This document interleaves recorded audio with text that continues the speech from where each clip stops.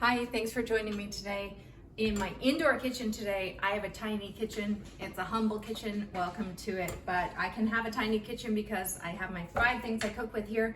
My flipper, my tongs, my spatula, my knife from Lee Valley, my flippers from Lee Valley, and my chopping board. And with these 5 tools, we need a specialty tool today actually, which is this.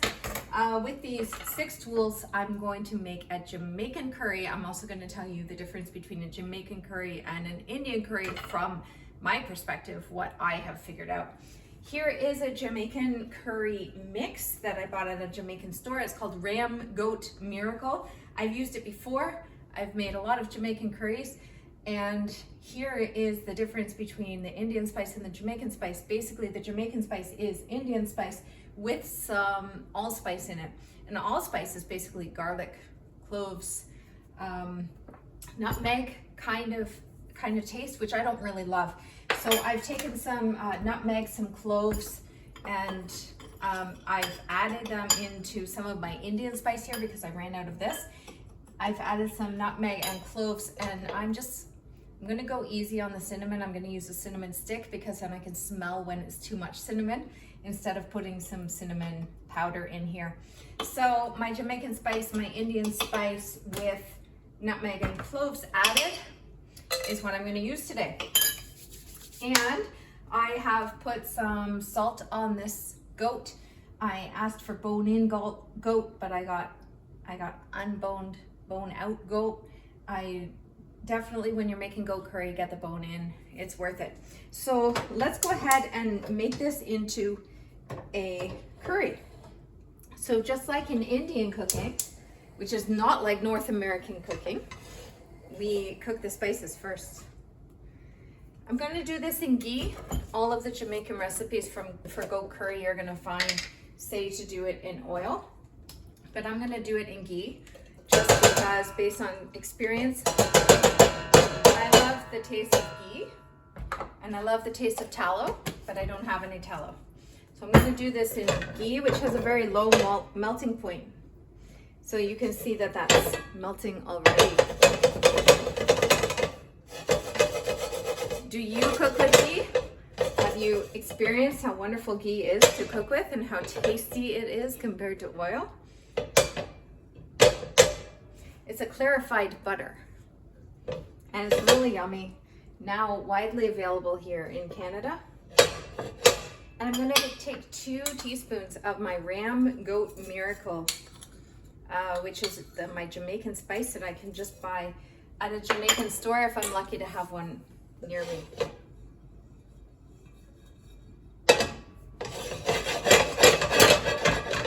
And just like in Indian cooking,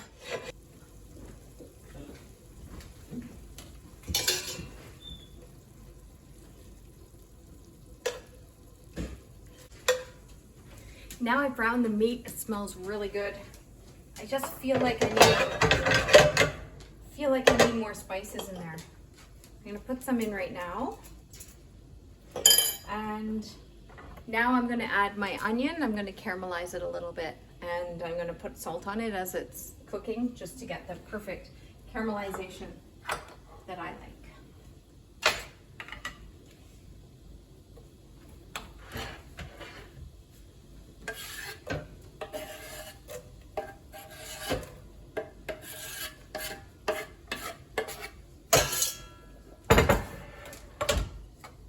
I still have a cinnamon stick dancing around in there, and it's actually smelling a little cinnamony, which I don't like. I don't like cinnamon. So I'm gonna take that out. We're gonna say bye-bye to the cinnamon.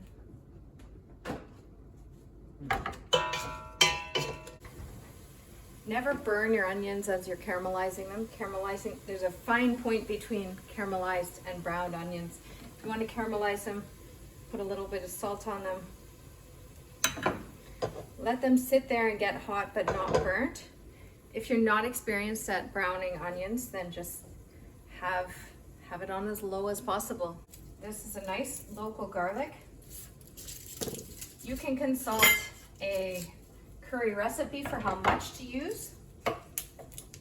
I'm just gonna kind of wing it. These are big cloves. And with these big cloves of garlic, I'm gonna kind of smell how strong they are.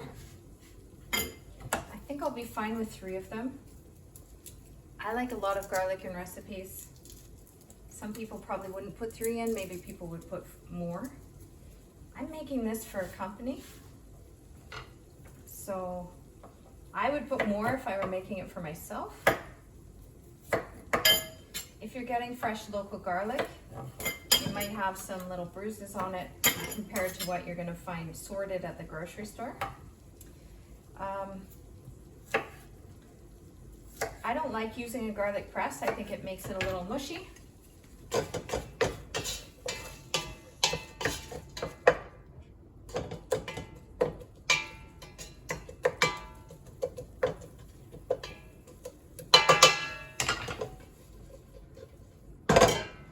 So I actually like smashing my garlic. And then it's not in like harsh cubes and it's not all turned to mush.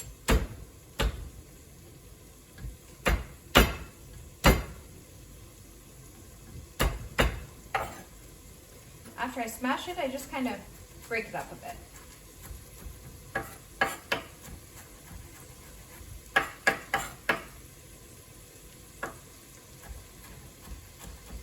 And to me, that's the kind of the nice mix of rustic texture and flavor that I like getting out of a garlic. It's a nice garlic, and I think I'll keep it at that. These onions are looking absolutely delicious.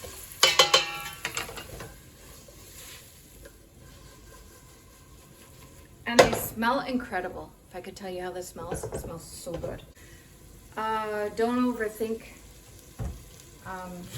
ginger. You don't need fancy tools for ginger. Ginger's pretty cheap. You can buy a big piece of ginger like this for about $2. Don't worry about cutting big pieces of it off. And then don't worry about special ginger tools. Don't buy ginger paste. There's no way you'll get the flavor out of ginger paste. And then I just use a grater. I only own one grater. I grate everything the same size. This is my cheese grater. And that's how I get my ginger. Easy peasy. That's about 10 cents worth. And it's really flavorful. That's a flavorful way of getting your ginger out. It's got a lot of fibrous texture, and it kind of complements the texture doing it like that. This is just a wooden spatula. I couldn't live without it. This one's made by Pampered Chef, more expensive than most. Shouldn't have to spend more than a couple dollars. This one's probably $10, but I've had it since 2006, which is, I don't know, 15 or 16 years ago. One wooden spatula from 16 years ago isn't bad. It's got a crack in it. That's how I know it's my favorite one. I have more in here. This one is another Pampered Chef. I don't reach for it because it's not the one with the crack in it. This one was, I think, from Cuba. Doesn't have the same slope on it. Can't live without this one. Can't travel without it. You pack a toothbrush for travel, I pack this. I say that's nicely browned, nicely caramelized onions. I'm gonna add these flavors. These flavors are a little bit more delicate, right? Garlic and ginger should never go in with your onions because they're so delicate. And if you burn garlic,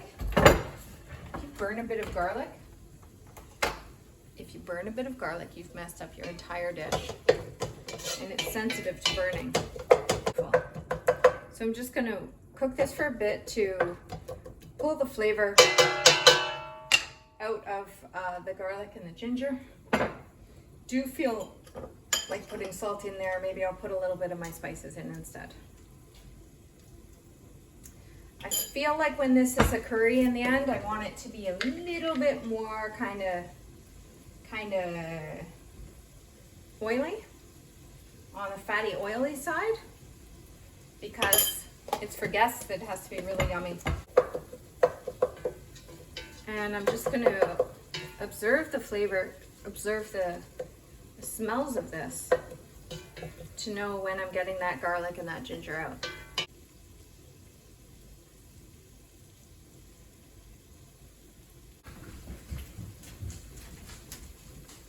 Okay.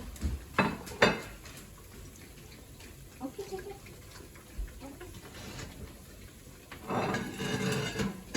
Yeah, I'm really smelling the garlic and the ginger come out of this. Now I'm going to turn it down. I'm going to put in my nicely browned meat and the juices from the meat.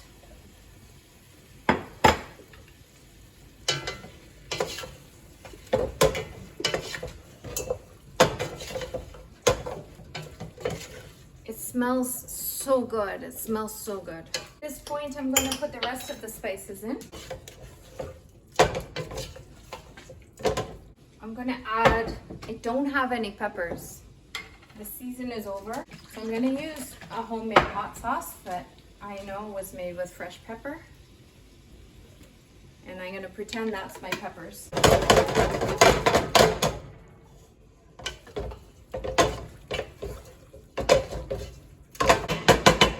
I'd love to eat it just like that. It would be very intense. It smells so good. But it is a curry. So here's my coconut milk. Now there has to be a tomato base in here as well for it to be a proper Jamaican curry, I believe. So I'm going to use diced tomatoes. It should be crushed tomatoes or tomato sauce. I don't like diced tomatoes. I have a thing against diced tomatoes and everything that's made out of diced tomatoes. It's just me. I have a reason why. You don't want to know the reason why, but I hate diced tomatoes. I can tell when anybody makes things out of diced tomatoes. So I'm going to get rid of the dicing of these diced tomatoes. Seems to work just fine. I don't want anything that resembles a canned diced tomato. It's not a snobbiness thing. There's nothing wrong with diced tomatoes. These are perfectly good tomatoes that like I could dice and put them in a can. They're perfectly good, perfectly nutritious, reasonable tomatoes. I don't like the texture of them. 2.5 cups of water. So I've added 2.5 cups of water to my Jamaican curry. Then I'm going to simmer it for quite a few hours until most of the liquid goes away. At that point, I'm going to add some tomatoes. Oh, I actually want to put a little bit of curry leaves in there. And these Indian leaves as well. I kind of like them. I would put coriander in this as well. But I'm cooking for a crowd that doesn't like coriander. So this is a nice, interesting, you should always have a nice, interesting green for people to come across in your food. That's just something I like doing so that they say, what's this? I have to go get some thyme from the garden.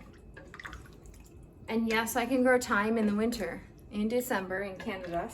You can keep growing your spices. You just have to put a dome over top of them that is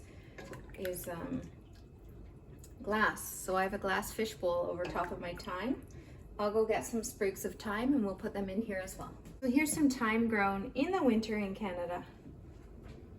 Just sitting under a glass dome. Grown and nurtured thyme that has withstood the test of time. Out in our garden, this herb is quite a few years old out there. And there we go. There is our goat curry. It needs to reduce significantly, about half. We'll do that tonight, overnight, while I cook some other ingredients for our Sunday dinner. Thanks for joining me today. I hope that you can make a nice goat curry too. That's all there is to it.